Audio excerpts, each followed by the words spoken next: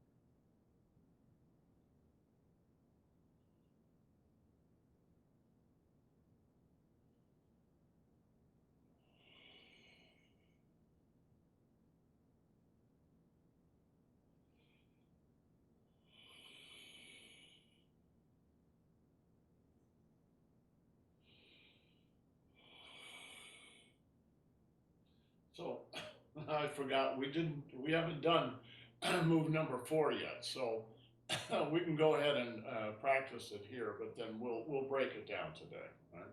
So we're not going to do move 5. We're going to do move 4.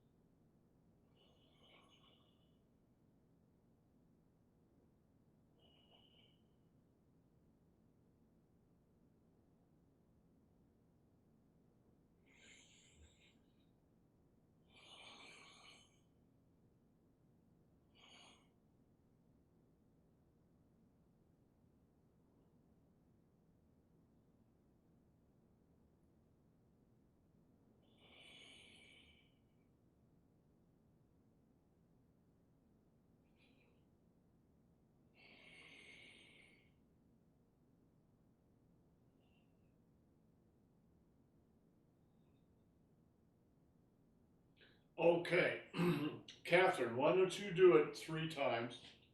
You can do the fourth move if you want, but you don't have to.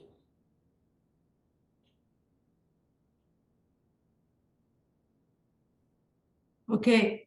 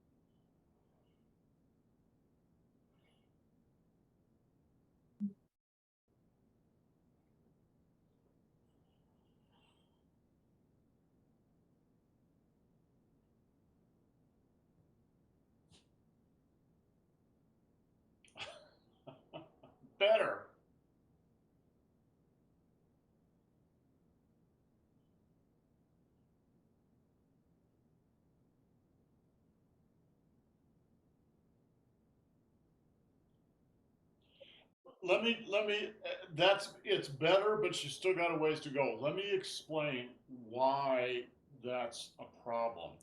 It has to do with a principle called Jie Jie Guan Chuan, which Jie Jie means link by link. So Mhm. it means to move the body link by link. And what they mean by link is like a chain, actually. So you think of each of your joints as a link in the chain. All right? When you have your elbow up, it means you're already activating this link before you've Before. activated this link. So instead of going 1, 2, 3, it goes 1, 2, 3, and it won't work. Right? Mhm. So you have to come back and now shoulder, now the elbow, and then the wrist. Where if the elbow is up, and I know I'm exaggerating a little bit, but if the elbow is up, you've already activated that joint. So your martial application won't work because you've sort of messed the chain up. Mhm. When you do push hands, you can really feel that. Mhm. When you do push hands, one of the things your opponent, if your opponent is any good, is going to do is they're going to feel your body for any place that Jie Jie Guanchuan is not working. Mhm. So at first when you do push hands, you just do a little drilling, right?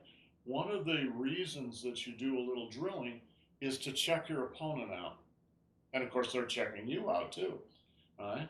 And you can feel when you work with someone, when you dance with someone, you can feel places where um, things are not working quite right, right? So you can feel when an elbow is up, and you think, oh, that's just a little thing. It's the little things that count in push hands. It's tiny little things, right? So keep your elbow down so that now it can go shoulder and then elbow and then wrist. That allows you to keep your leverage. So when you do the move,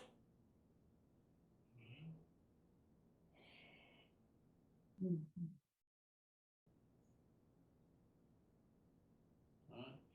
um, this is a habit you have to learn.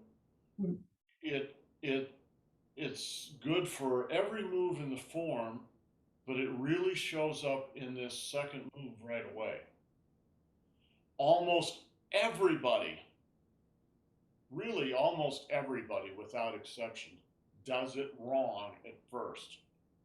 So it's a learned habit. All right?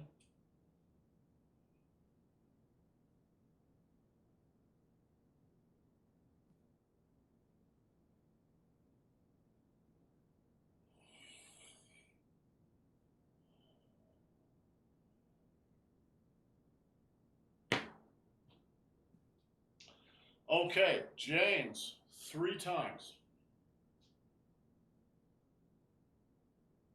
3 times.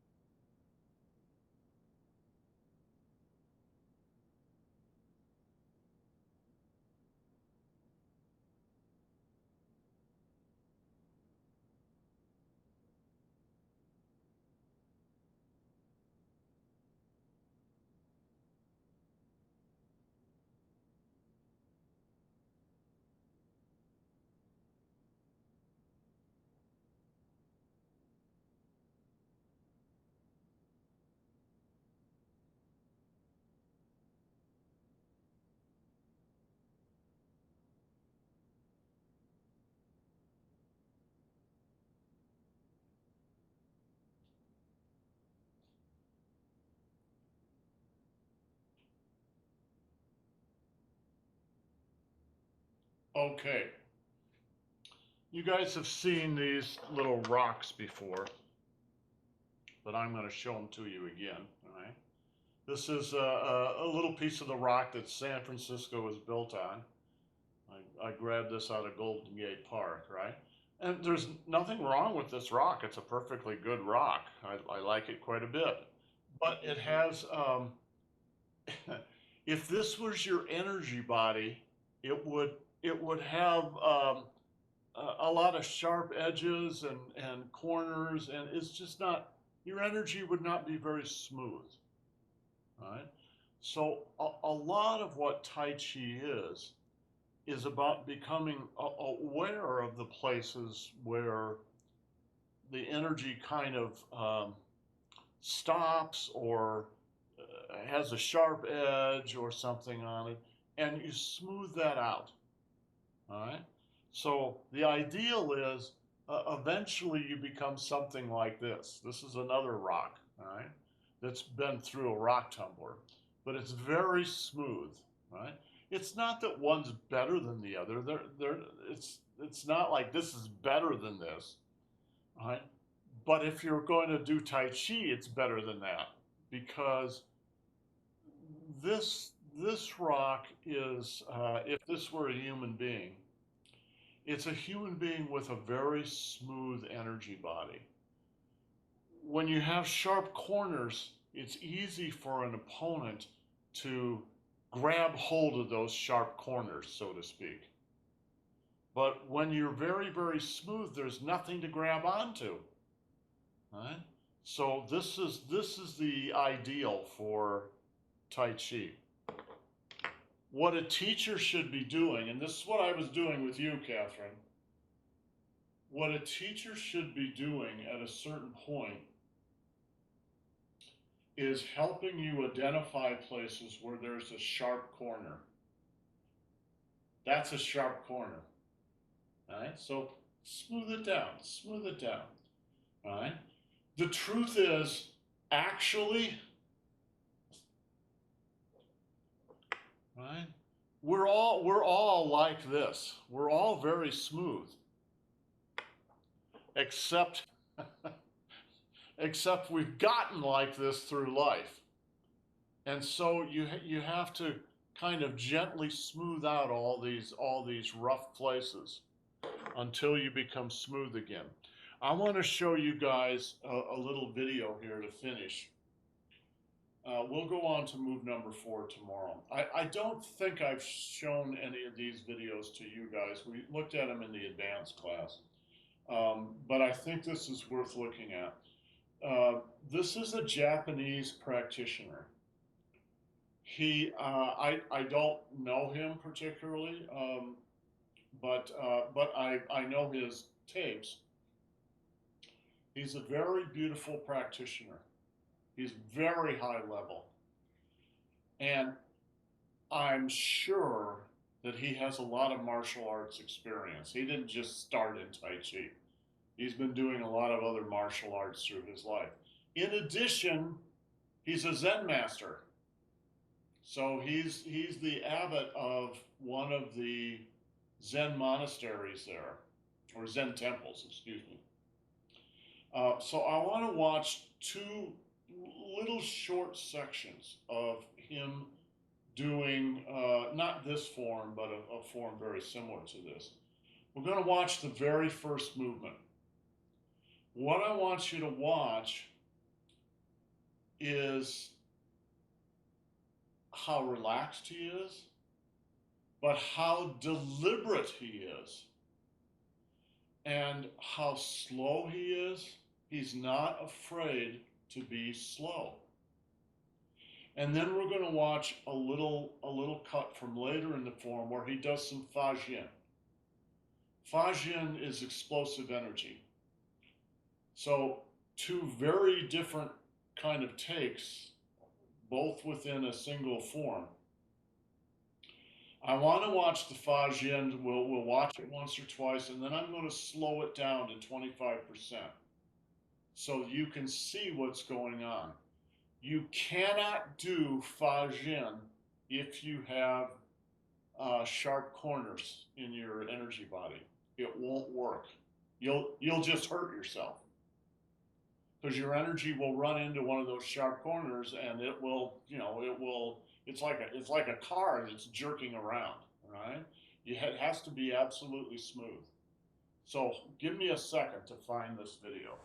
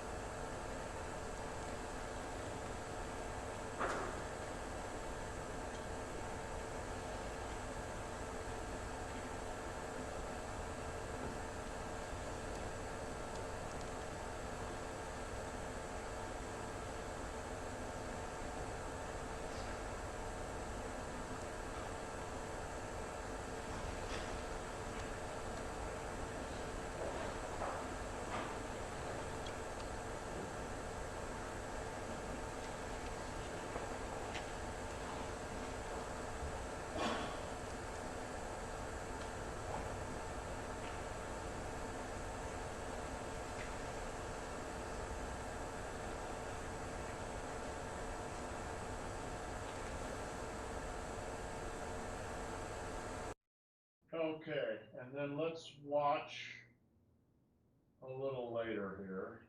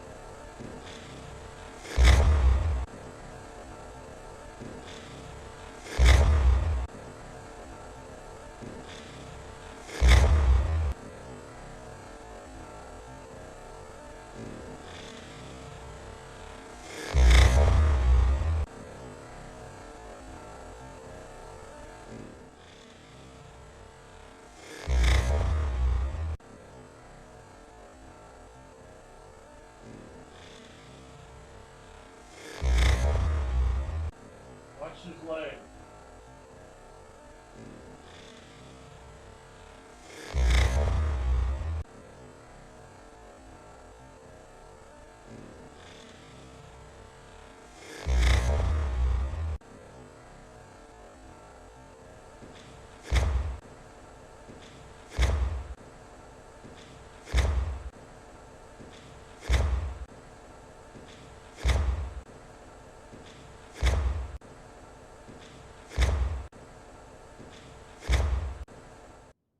Okay, so you can pick up two things from those two different cuts.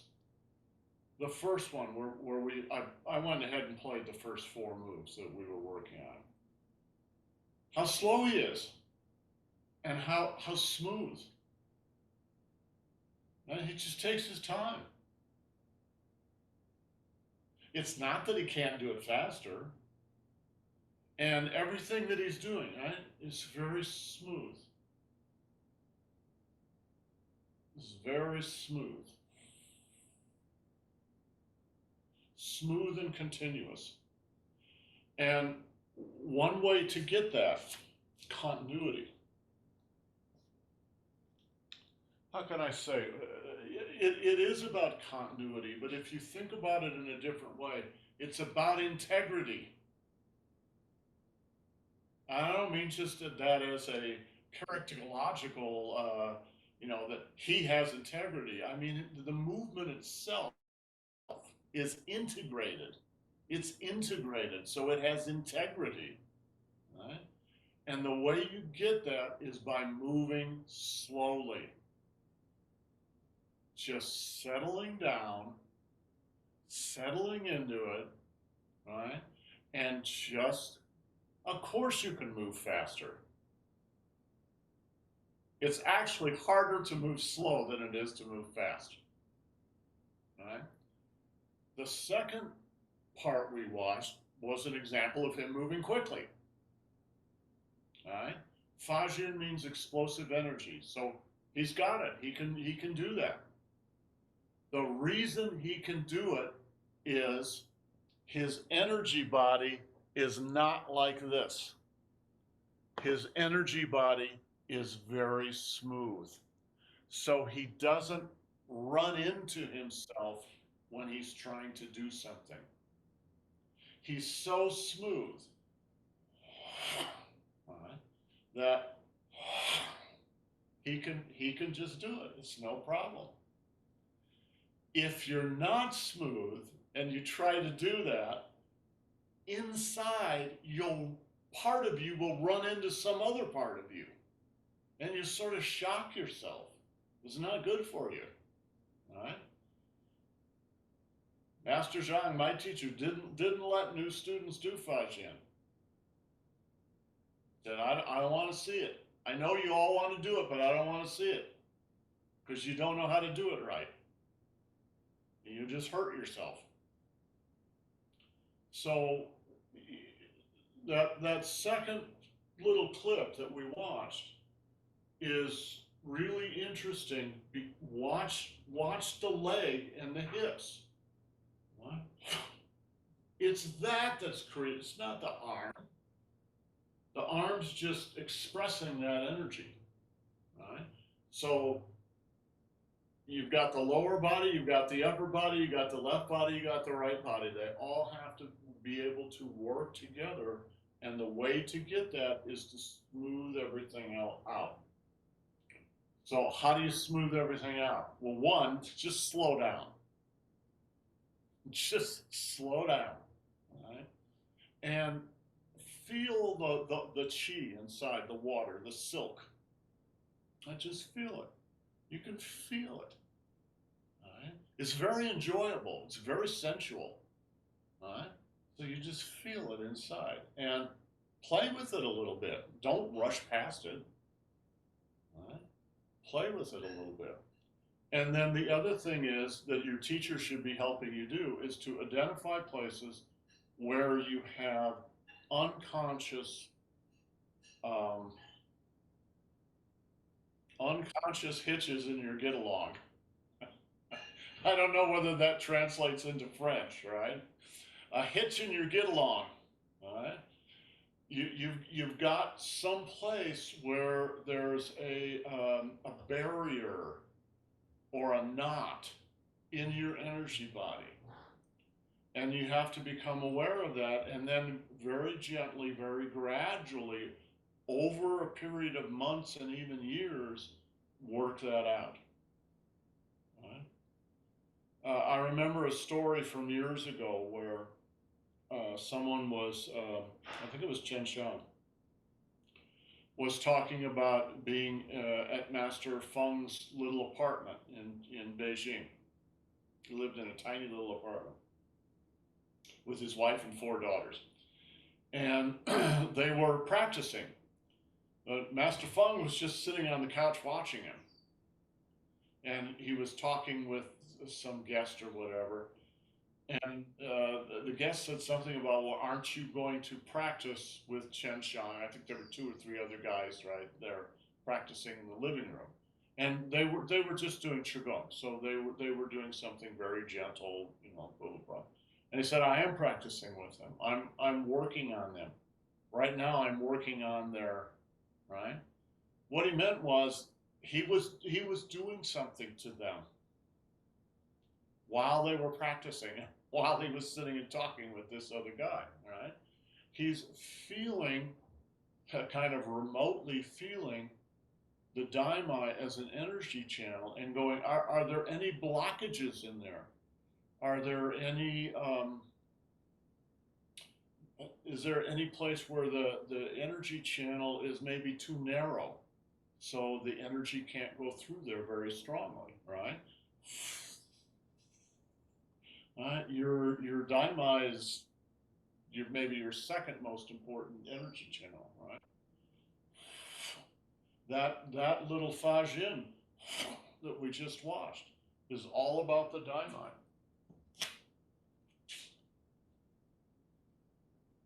Watch this guy.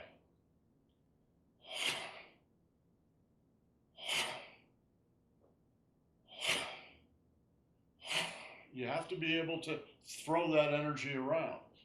It doesn't matter whether you ever want to actually do that. You don't have to do that to do good Tai Chi.